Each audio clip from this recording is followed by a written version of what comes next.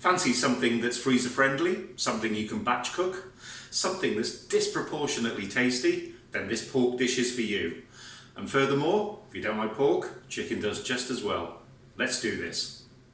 It is a great economical cut of meat, and slow cooking the pork makes the meat extra tender and gives all those flavours extra time to develop. Here's our ingredients list. I've also put this in the section below just so you can copy and paste if needed. Right, let's do this. Here we've got our 600 grams of pork and we've got our seasoned flour.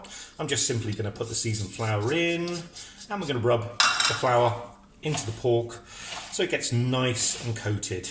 And then we're going to leave this for a little bit whilst we get the rest of the ingredients together, just so the flour and the pork get to know each other and coat each other and become a little bit of a batter around it. We've now got our oil nice and hot in our casserole pan, so I'm now going to start the lardons off. So in they go. Now fry these for a couple of minutes in the oil till they're basically cooked through. So now our lardons are basically cooked. It's time to go into with the rest of the ingredients now, or rather the next set. In goes our onion, scallions, or spring onions depending on which side of the pond you're on, our garlic. And we're just now going to let those get to know each other, so they're going to fry off for another 4 or 5 minutes until the onions are nice and translucent. And once that happens, we can take these out and get ready for the pork. It's been a few minutes and our onions are translucent and the garlic has kind of lost that kind of acridity that it has when you're kind of smelling it as cooking. So I'm just going to take this out of the bowl now.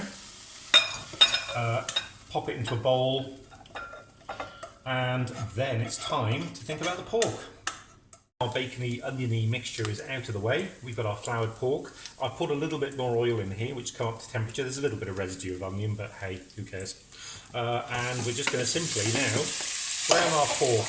You can do this in batches, but I think actually there's probably for 500 to 600 grams for this pot enough here that we can get this browned over.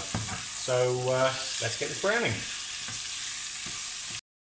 Here we go. A little bit seared. We've got that nice kind of almost caramelised layer at the bottom, which we're now going to deglaze because it's time for the majority of the rest of the ingredients. We're going to put the bacon and the onion back in.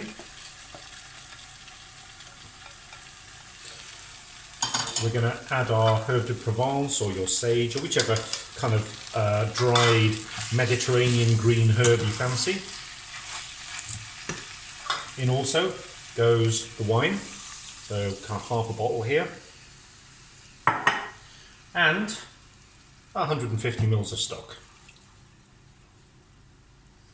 And the last thing at this stage is I've got the zest and juice of half a lemon. Ooh, lots of pips.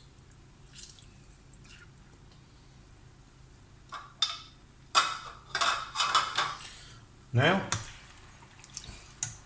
let's bring this up to a very gentle simmer. We really do want a gentle simmer this. It just needs to be a very gentle boil. I do want to deglaze it, so I'm going to rub the bottom of the pan to get rid of all those lovely caramelised juices. And once this comes up to a boil, I'm going to put a lid on and it's just going to start simmering away now, probably for an hour and a half. So it's a very gentle simmer. Now, this is one of those things where you can go away and leave it, but I would kind of stir it every 20 minutes or so. But go find a good Netflix comedy series and come back every time there's a commercial break. So, about an hour and a half later, I've just tested the pork. It's lovely and tender. It just falls apart when you try to cut it in half. We've got a lovely dark sauce, which is all of this roux at the bottom that we stirred in. This is reduced. I had the lid on for about an hour, and for half an hour I took it off just to reduce the sauce. And so for the last stage now, and by the way, you can have this as thick or as liquid as you like. You can make this into a proper stew, or I quite like to have my sauces quite thick. So at this point, I'm just going to add 120 ml of cream. And, of course, our fantastic couple of tablespoons of mustard, whole grain mustard here. Stir this in. This is going to change the colour. So once this is all stirred in, I'm going to turn the heat a little bit back up, and we're going to bubble this for about another quarter of an hour or so. Again, probably going to have the lid off to make sure that I reduce the sauce a little bit more, because I like mine quite thick. But either way, we're almost done. So I'll see you in a quarter of an hour. After 15 minutes, this is all lovely and combined. I've just altered the salt. I've just tasted it. It tastes great. The salt level's about right. We had the seasoned flour first, and also we've got the saltiness from the lardons. So just our couple of tablespoons of chopped parsley. Stir that through, and this is ready to serve. So if you like this recipe, how about another freezer-friendly one? Look, here's one, just up there. And why not like, comment and subscribe? If you hit the bell icon, you can see what's coming next. See you next time.